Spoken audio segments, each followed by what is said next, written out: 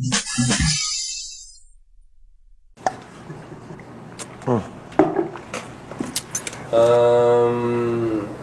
would you define heavy metal? Define it? Well, it's just, I don't know. That's such an open-ended question. Ooh. That's a tough one. Go on, another question. I don't know, actually. It's always been an extraordinarily difficult thing to try and talk about because you have to hear it, you have to experience it. We are the lost generation, people who don't necessarily fit in. It's a lot of white boy angst. Metal is all about stirring up the pot. It was just about I want to fight you. it's like having a 5 foot. You feel the sound. It hits you right here. It's that anarchy. It's that stuff that makes your parents wet themselves when they're thinking about what their kids may or may not be doing.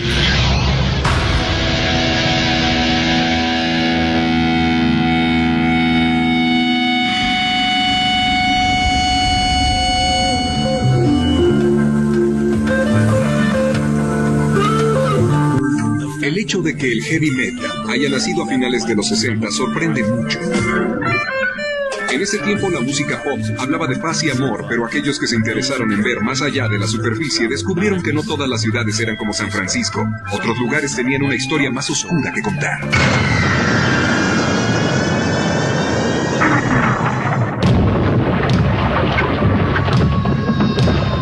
In the Second World War in Birmingham, that's where all the ammunition was made, that's why it got so heavily bombed. So there's a lot of, bricks all over the place and bombed out buildings, all that kind of stuff. If you look at the times, it was all love and peace and bells and, free love, and that wasn't the case for industrial, stenchy town of Birmingham. It's very rough, really, very industrial sort of town. There's heavy industry of all descriptions in and around Birmingham. That's why it's called the Black Country. Coal mines and the smoke. As kids growing up, that was embedded in your mentality. I remember as a kid being in class, and next door to the school was one of these big metal foundries, and you'd be in class trying to study, and you could actually hear the metal hammers and the compressors banging and spitting forth metal and all this smoke, and it was drifting into the classroom, and your books on the desk would be bouncing. You could actually physically feel it. So I sometimes think that's the culprit, I actually breathed that metal into my lungs, it got into my blood. Algunos dicen que el heavy metal se percibe desde el sonido distorsionado de las guitarras de Kings o Jimi Hendrix, o en la épica y nagada vida de Iron Butterfly. Pero el verdadero metal nació en el infierno industrial de Birmingham en un día común de 1968, que se trastornó asquerosamente para mal. I worked in a factory doing welding and stuff. It's really peculiar because I was going to leave the job that day. I just joined a band and we were going to tour Germany and whatever else. So it was my last day, if you like, and there was nothing for me to do. They said, well, the person that cuts the sheet metal wasn't in that day, and so they said, would you cut it, because you can't, otherwise you got nothing to do. So they put me on this sheet metal machine that comes down and chops and bends metal. Of course, I had not a clue about it, I'd never worked on it before. And I got my hand in, it just went straight down. And of course, as I pulled my hand back, I took the two ends off. So after that happened, of course, that blew everything. I was just devastated. I thought I'd never...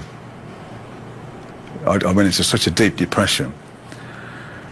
He was told by his doctors that was the end, But, a guy like Tony Iommi, tremendously driven person. And you weren't going to leave a guy like that behind. He invented his own prosthesis.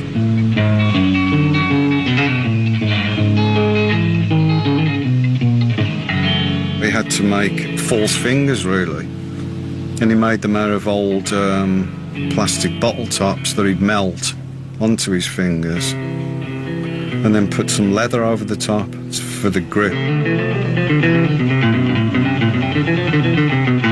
And you know, he's saying, what the hell am I going to do with this? It hurts to play with them. But he figured out he could tune down. He could detune and play with these plastic fingers. The sound is actually thicker and heavier, and it's a core of the Black Sabbath sound. Because I took the ends of my fingers off, it made me create a different style of playing, which was great, really, because eventually it became heavy metal.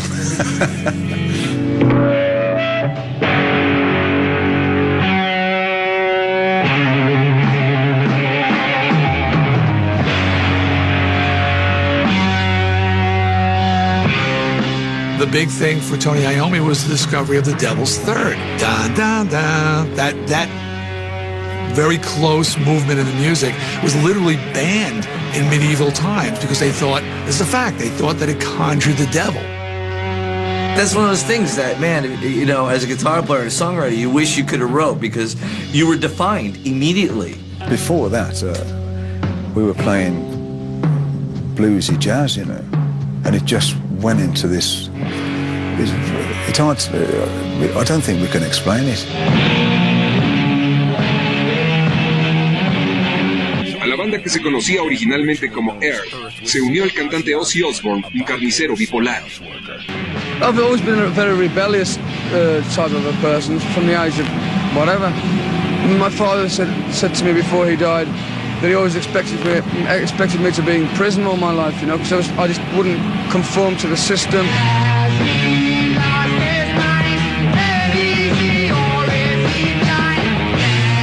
En la batería estaba el soldador Bill Ward y en el bajo Geezer Butler, un contador frustrado aficionado a la brujería. It's hard to explain to people, but it was like a very close unit, and we had this thing going on with each other that was very strange. And Geezer in particular had all sorts of weird dreams and weird thoughts. You know. It might have been the acid, I don't know. At the time I was seriously into occult stuff and black magic and all that kind of thing. I had this little apartment which I'd painted black and had all these upside down crosses all around the place, pictures of Satan everywhere.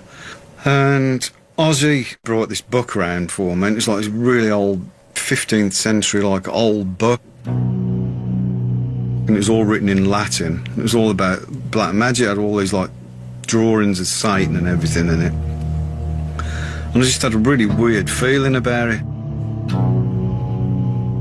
And that same night I woke up in the middle of this horrible nightmare, and I just saw this like black shape at the bottom of my bed, just like staring at me. It's like a black, malevolent thing. It's a horrible feeling of it. And I just totally freaked out. And I told Ozzy about it, and he came up with the lyrics to Black Sabbath. What is this that stands before me? It was very different, and we knew it was very different when we done it. It was almost frighteningly different, you know. Feather in black, well, it's points at me. We had these gigs at the blues clubs, and we thought, should we play that song we'd done? We were trying to see what the reaction would be, and we played Black Sabbath, and God, the people's faces when they heard that. Oh, no!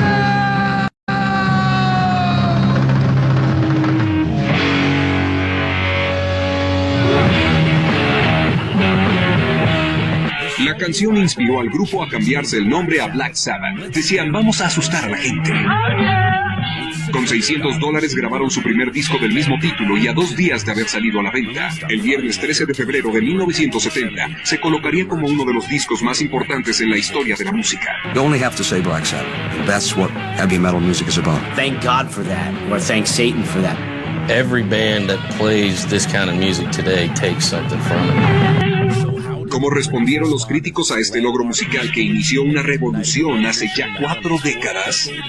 The reviews were unanimous. Absolutely awful in most of the reviews.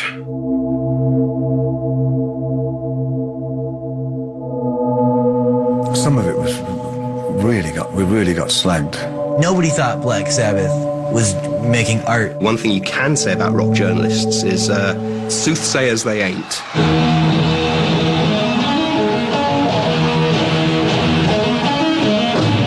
When the album came straight in the charts and went up to like number 3 or something in England, and it totally pissed them all off. Because it made them look stupid.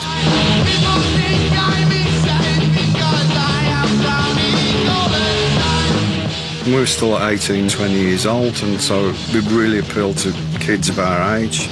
And it was something that the kids had for themselves, kind of thing. It was like a secret almost. Thank you very much. That's all from Red Center. Thank you.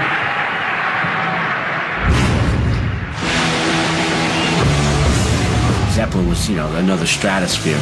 The guitar playing, the style, the look, the mysticism, it's all very metal.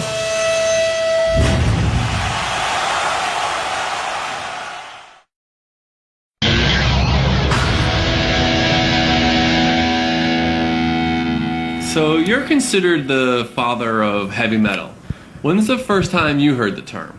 I've never classed ourselves as heavy metal. We've always been heavy rock in my mind. And the first time I heard heavy metal was when I went back to England one time. And I'm doing this interview and this guy said, oh, about heavy metal. I went, what? He said, you're heavy metal. And I said, what's that?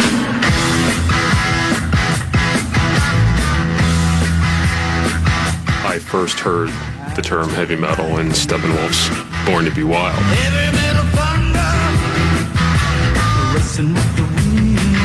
If any magazine writer, deserves credit for coining the term as a descriptive license plate for this music, it would be heavy metal Mike Saunders.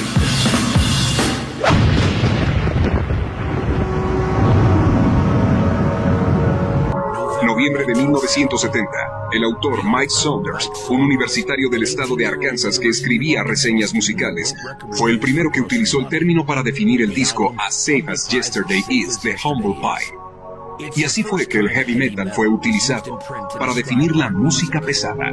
Nadie estaba seguro de lo que significaba este término y en qué bandas aplicaba, ni en ese entonces ni ahora. There is a passion within metal fans over what really is metal. Rage Against the Machine's not metal. Kiss is not metal. Van Halen to me is not metal. AC/DC could maybe be construed as a metal band. AC/DC is not metal. Led Zeppelin are one of the original metal bands. Led Zeppelin, in my opinion, are definitely not a metal band. I think they're a classic hard rock band. But the thing about Led Zeppelin is, in a way, they gave birth to heavy metal.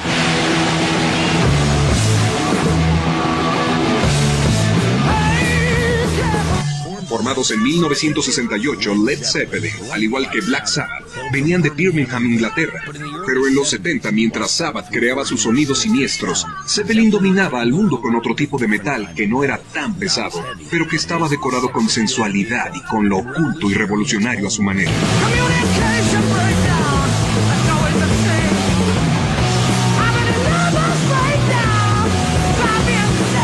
Led Zeppelin is the archetype of the ultimate heavy metal band. Robert Plant is absolutely the creator of the metal vocal style. That high singing and that range, that was unheard of.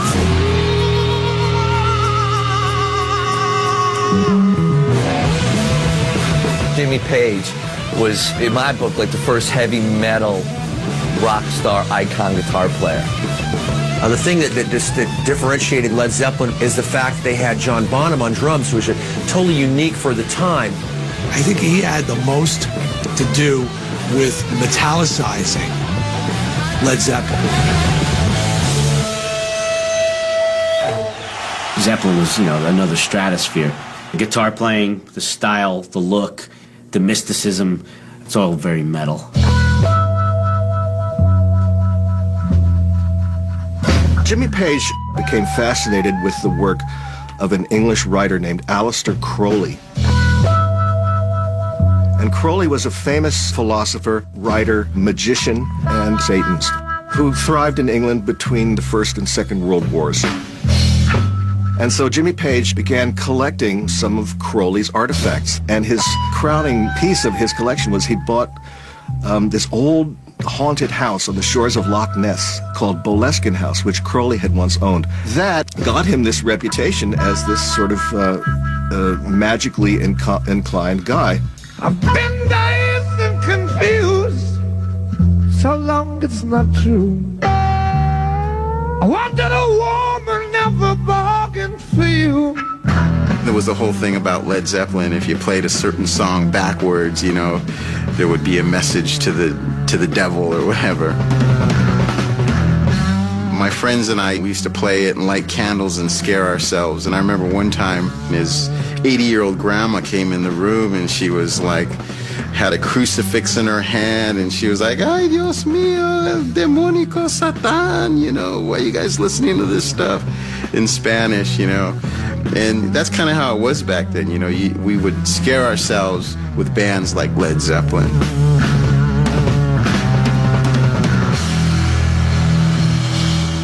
What is the message that you're trying to get across, if each of you might answer?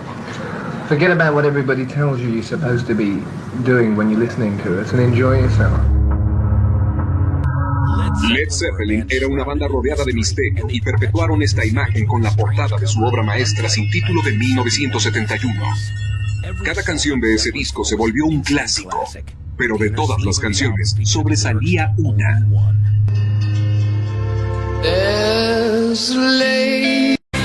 And Jimmy just takes over. I think Jimmy showed metal players that they could have ambition, that they could do different things other than just play power chords.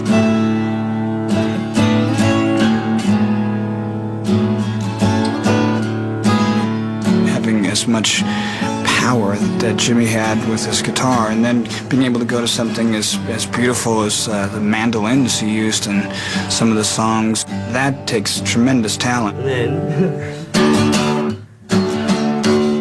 Zeppelin threw the doors open to everything that they wanted to write about and experience. They went everywhere. Para 1971, las fórmulas básicas para todo metalero estaban listas. El sonido pesado y rasposo de Sabbath y el sonido del buen rock concertista de Zeppelin. I do think that seemingly every metal band, at its core, is fundamentally using the template Sabbath set or the template that Zeppelin set.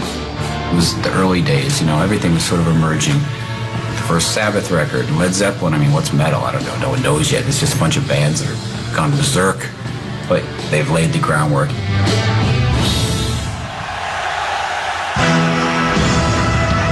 There are so many rock heroes. We need a rock villain. I want to be the rock villain.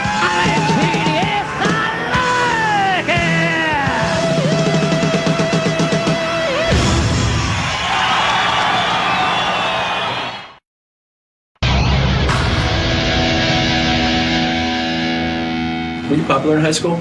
No. No. With the police, I was popular. I was the guy that dressed different than everybody in the whole school, and I had very few friends. At that age, man, you're looking for any sort of expressionism, something that's going to make you different, where you raise your head above the crowd and you go, hey, hello, here I am, look at me. Actualmente la letra de las canciones de las bandas de metal es agresiva y oscura, típico. Pero a principios de los 70, Norteamérica aún no estaba lista para las presentaciones de Vincent Damar Farnier, el rechazado más notable de Norteamérica y mejor conocido como Alice Cooper. Nobody ever tried to do what Alice did. Nobody ever tried to be this sort of bizarre vaudevillian character. Alice Cooper believed fast cars, blondes, switchblades, sensationalism. We wanted to be the National Enquirer of rock and roll. There are so many rock heroes. We need a rock villain. I want to be the rock villain. Alice Cooper grew up on horror movies as much as he grew up on rock and roll.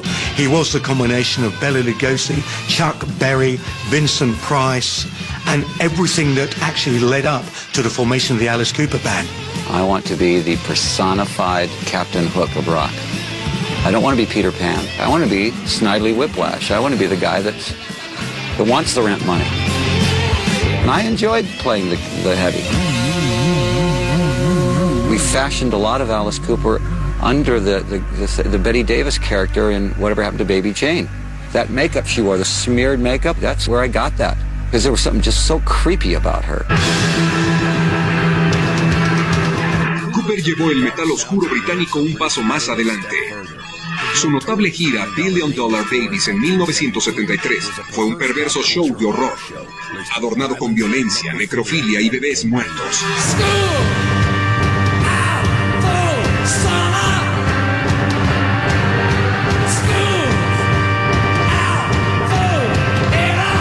We were trying to create something that hadn't been done. And what hadn't been done was nobody had taken the lyrics and brought them to life. If you had a lyric like Dead Babies, with Alice, there's just no two ways about it. You have to show the audience that, not just sing about it. You use the stage as a canvas and you bring it to life. Going to a concert became something more than like a bunch of guys on stage playing their songs. Once those doors shut on the arena, it does like turn into hell.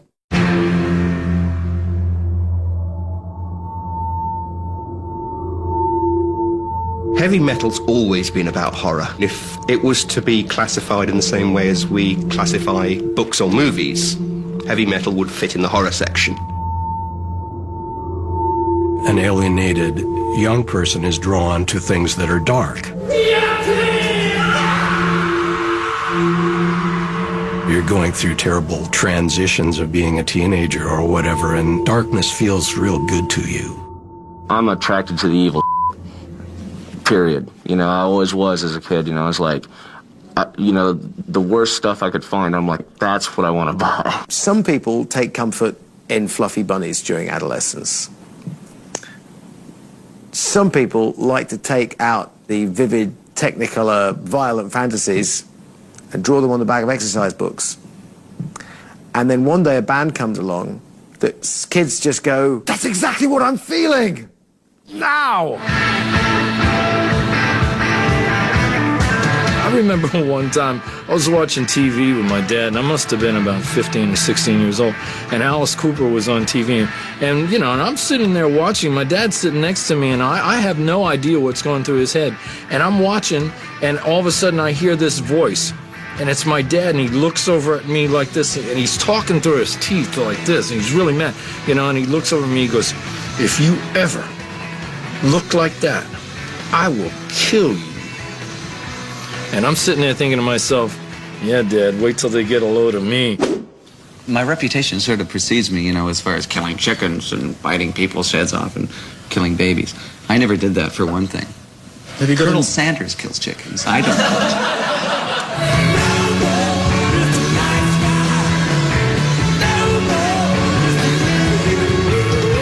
We always had the taste not to do any bad language on stage or no nudity, because that was too cheap, too easy.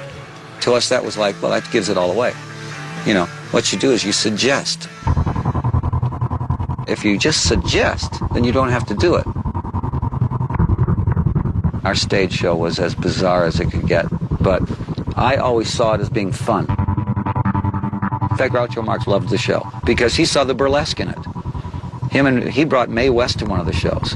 Mae West and Groucho Marx watching an Alice Cooper show. And neither one of them were fazed at all. The audience was going, Groucho Marx. I'm looking for the side and I see Groucho Marx and Mae West going, it's good vaudeville.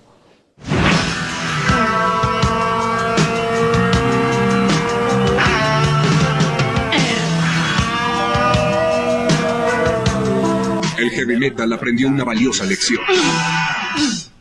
Alterar vende. La fórmula de Alice Cooper se sigue usando hoy.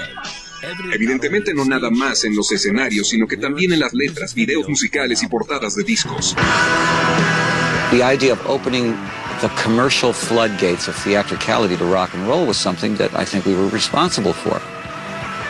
You're so far out on the limb when you're Alice Cooper that you're either going to be the biggest idiot of all time or you're going to be considered like a groundbreaking genius, you know. Every time I'll see somebody do something, I go, you can find some old concert of Alice and go, look, he already did it. You completely ripped him off.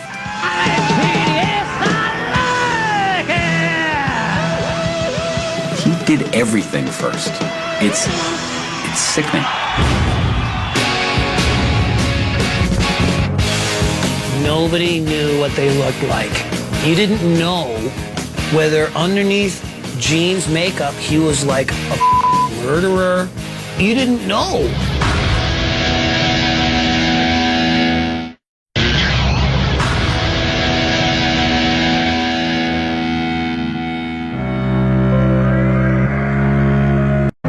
¿Qué tal si hubiera 4 Alice Cooper? ¿Qué tal si hubiera 4 tipos que pudieran ampliar los límites del heavy metal? ¿Qué tal si estos tipos vieran el alma del metal y vieran signos de dólares? Nobody knew what they looked like.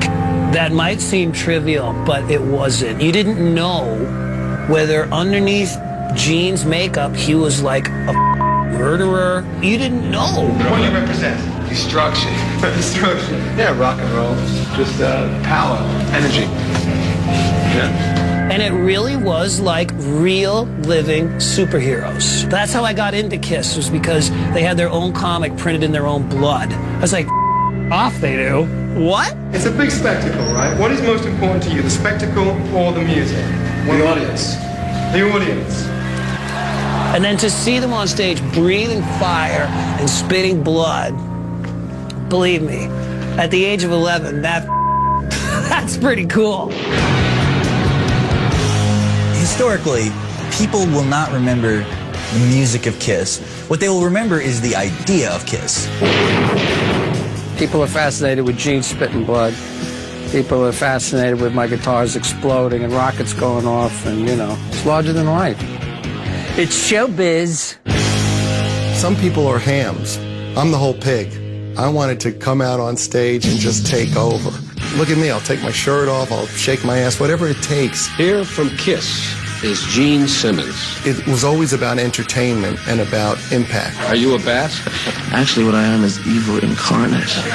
Each of us created our own personas. I became the demon. Paul wanted to become the rock star. That's what he always felt like. And Peter had a fascination with cats. And Ace, of course, is from another planet.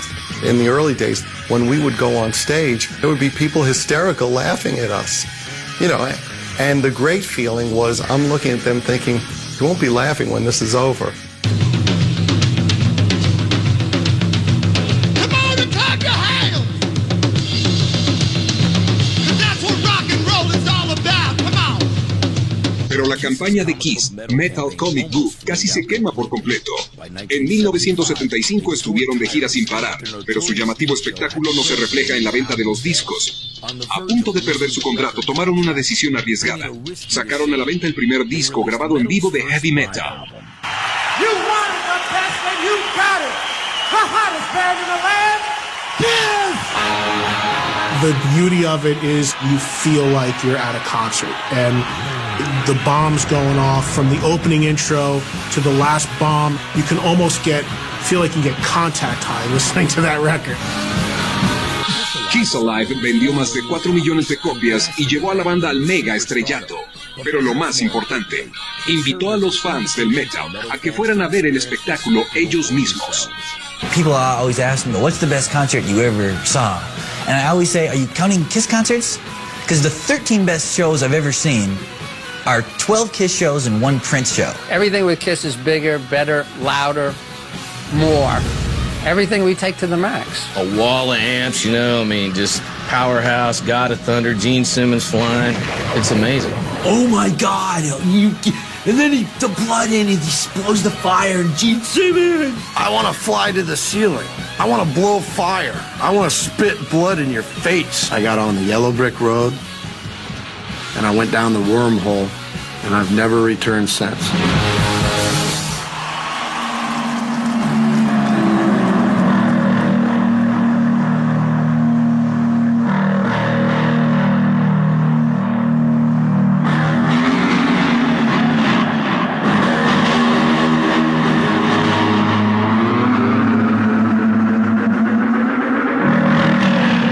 We've never deluded ourselves with anything except the following. It's our job to make a complete spectacle out of ourselves, period.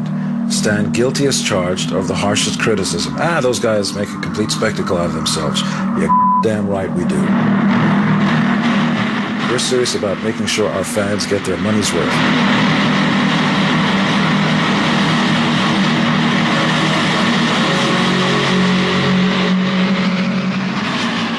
Después del Live Album vino el disco de platino Destroyer en 1976 y al año siguiente una encuesta lo confirmó. Kiss era la banda más popular en Norteamérica. How long have you been waiting in line? For about 13 hours now. The line stretched around the sports arena, the numbers into the thousands. Con Kiss Army eran cientos de miles de fanáticos con una insaciable sed de Kiss. La banda se lanzó a un estadio nunca antes explorado por Sabbath, Zeppelin o Cooper. La comercialización.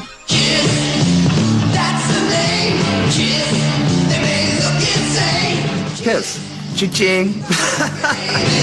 This is Kiss, each sold separately. T-shirts, posters. If they made it, I bought it. Put them in any crazy pose you want. A Barbie doll, a sleeping bag, a lunchbox. I mean, after I go to the office next, I'd see some of this stuff. I go, no, you're not going to put that out. They go, oh yeah, this is going out.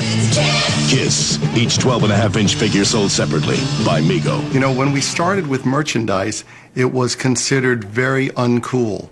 Merchandise to us is something that goes hand in hand with rock and roll. I read once where someone said how most bands want to be the Beatles, and Kiss wanted to be Coca-Cola. And that's completely true. The Kiss Radio. Kiss has never really ever had an agenda besides capitalism. So call or send your money now. Here's how to get your Kiss Radio.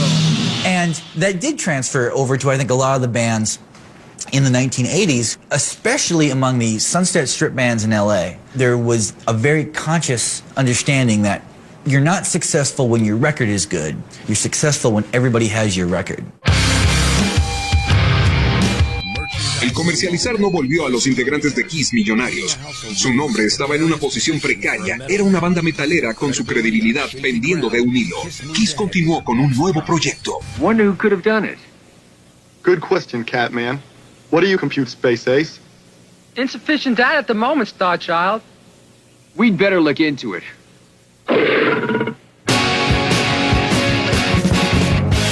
Kiss Meets the Phantom started with a great idea. Let's make a movie that crosses Star Wars and A Hard Day's Night. Conceptually, it sounds great.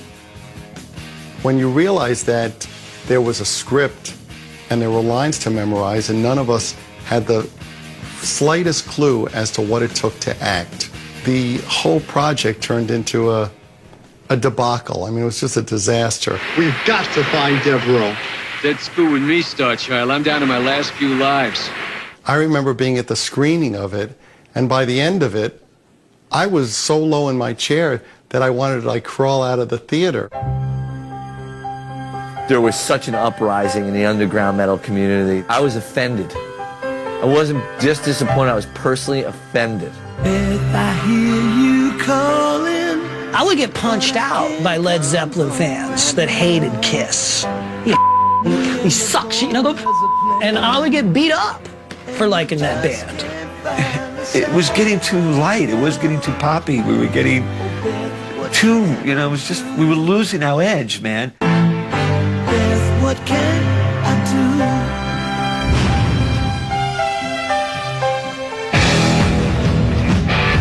It's not often you see a little guy with a guitar and shorts running around in the audience. The great thing about Angus Young, this whole schoolboy shtick, he represents this eternal youth in all of us.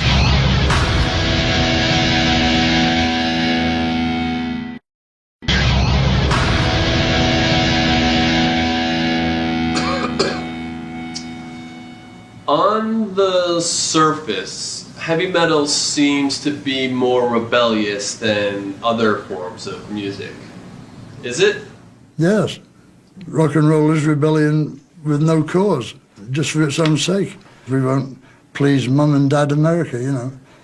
Well, I tell you what, Mum and Dad America has that. A finales de los 70, el heavy metal necesitaba ayuda. Kiss había embotado al género con videos caricaturescos y juguetes para niños, pero al mismo tiempo un nuevo tipo de música volvió a encender al metal.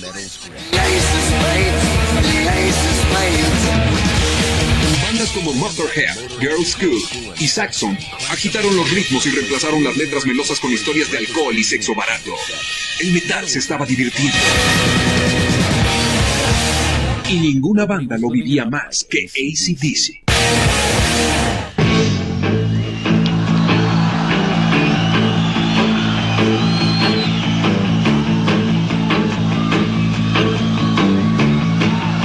People love AC/DC because of the atmosphere that they create. They're fun. They're just a barroom band playing on a giant stage with inflatable dolls. The vibe was it was like lock up your daughters. We had that sort of image, you know, a bit kinky sometimes. I think they thought I was some sort of male stripper at some point.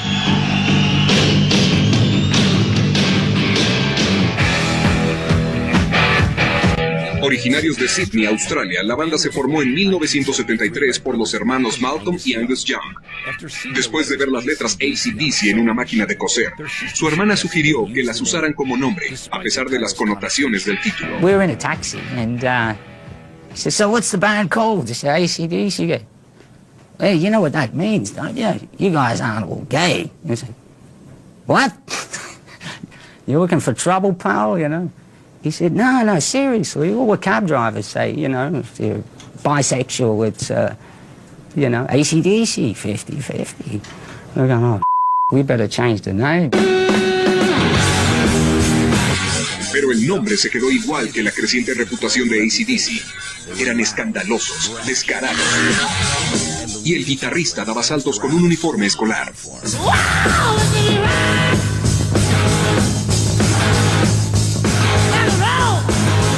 Not often you see a little guy with a guitar and shorts running around in the audience. The great thing about Angus Young, this whole schoolboy shtick, is he represents this eternal youth in all of us. Las locuras de Angus Young eran el complemento perfecto para liderar al cantante Bon Scott, cuya imagen de chico malo impactó al público.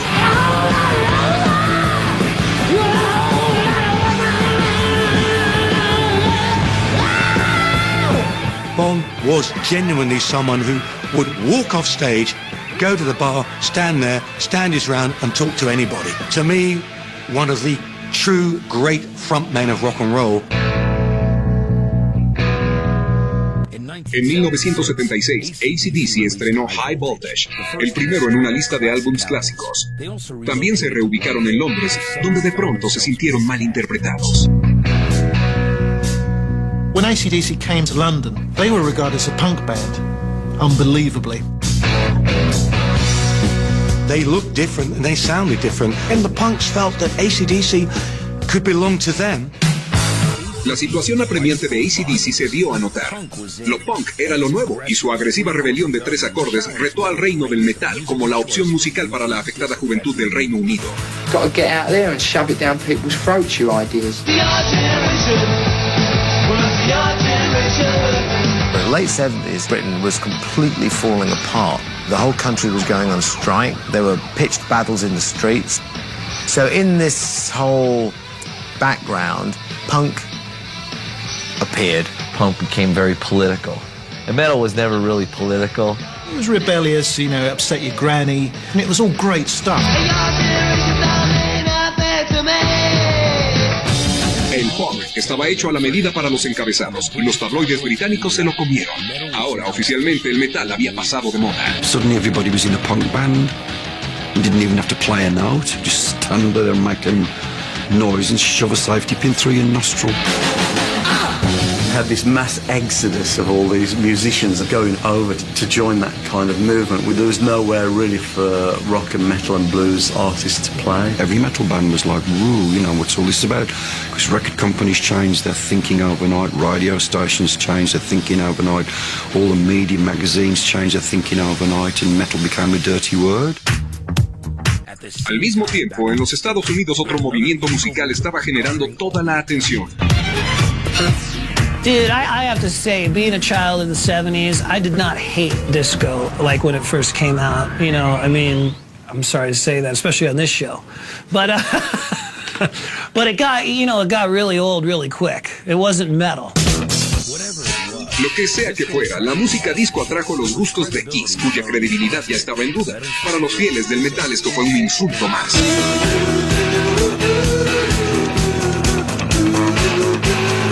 Kiss sold out in the worst possible way when they put a disco record out and cut their hair. It was heinous.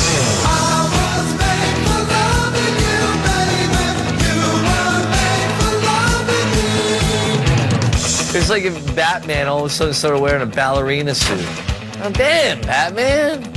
The Incredible Hulk started wearing a thong, you know? And tassels on his nipples. We lost some fans because of that record. It was one of our biggest hits, but it was also one of our biggest blunders. Conforme los 70 le dieron paso a una nueva década, el heavy metal enfrentó algunos problemas serios. Ozzy Osbourne dejó Black Sabbath, y una cultura de exceso acabó con las vidas del cantante de AC/DC Bon Scott y del baterista de Led Zeppelin John Bonham. La muerte había marcado el fin para la legendaria banda. There was no room for replacements. There was no room to have anybody. You know, that was secondary. The idea of continuing by sticking somebody else back there on the roster was just bad taste. Parecía que el metal iba de salida. It was a tough time for everybody in the metal world to try and, you know, cling on through those years. You know, what are we going to do here? How are we going to make this survive? There was a concerted effort to kill it off. You know, this music is finished. You know, it's dead. It will never ever happen again. It's over.